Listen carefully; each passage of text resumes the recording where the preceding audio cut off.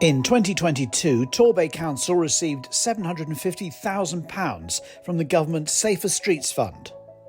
Keeping people safe on a night out is a big part of that project. So using the Safer Streets funding, we've put quite a number of projects into the nighttime economy to support improved safety. So the first would be the street pastors, where we provided them with money to support them with the good work that they do. They'd lost an awful lot of volunteers and access to their bus over COVID, so by giving them additional funds they were able to rebuild post-COVID to provide the vital support that they do to everybody who's out in the night time that may need that little bit extra support. As well as that, we also commissioned street marshals to come in as that additional support into the nighttime economy partnership, which is a vital resource.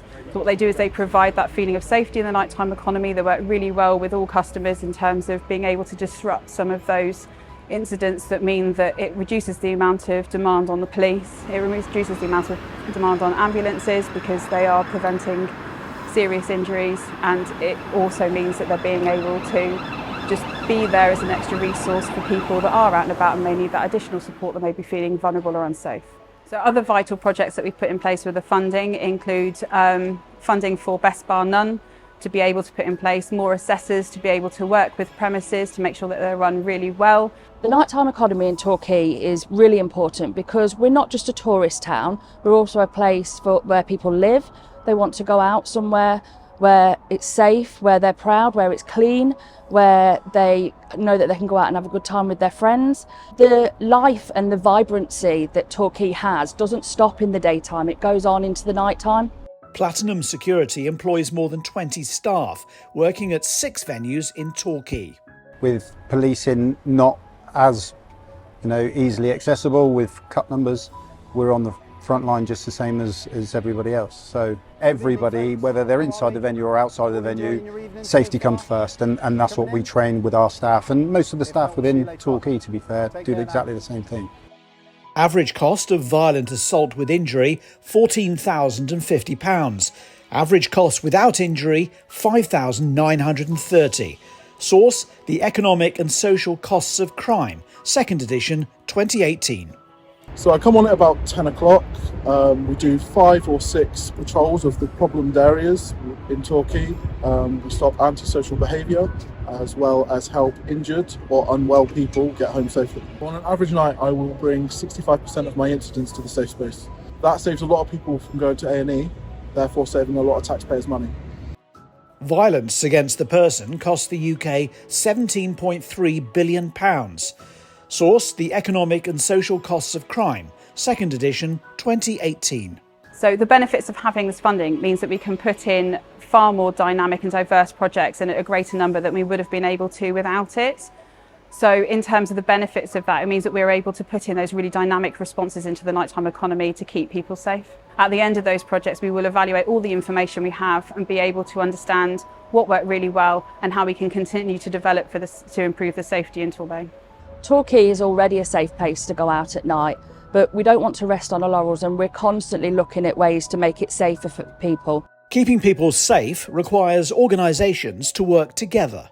It reinforced that knowledge that we already had around the strength of the partnership around the nighttime economy, and actually how when we work together in terms of that really broad partnership, so we're not just talking about Torbay Council and the police and health, but also all the businesses and the community and voluntary sector as well, we can give a really dynamic, impactful provision that improves safety for all.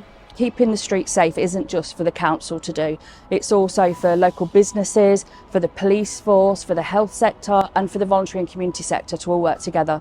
And when we achieve that, Torquay will only get safer. A lot of people, local people, say they do feel safer because there is somebody there that they know they can go to or somewhere safe they can go. Everybody so far has been really positive. The Safe Space pilot has been managed and delivered by the NHS with support and collaboration from partner organisations. Safe Space pilot's gone down really well. Overall, we've seen 64 patients, with 52 of those preventing A&E admissions, so admission avoidance. We've also seen a variety of other patients with welfare needs, which helps them get home safely. A trip to A&E in an ambulance costs around £785. Source, the King's Fund, May 2023. So 52 visits avoided has saved almost £41,000. So while we've been here, we've delivered a variety of services from first aid through to full medical care, as well as welfare resources like phone charging, bottles of water, welfare handouts, leaflets, etc. for other services. While the service has been running, we've seen patients with a variety of complaints, from intoxication right through to strokes, serious head injuries, as well as minor first aid things such as plasters, etc. So I feel Torquay's Safe Space does offer value for money.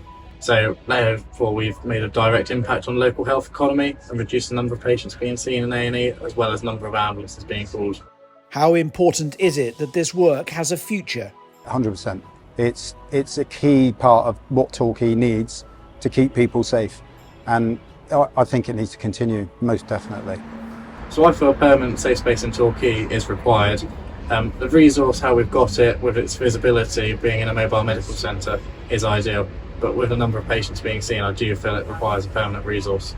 So in terms of being able to sustain the projects after the end of the funding, it's going to need that commitment for the businesses that have signed up and the ongoing commitment for all of those partners within the Nighttime Economy Partnership. So this is about everyone continuing to come together for the benefit of that improved safety in Torbay. Thriving Torquay, taking action to create a vibrant Castle Circus and Harbourside.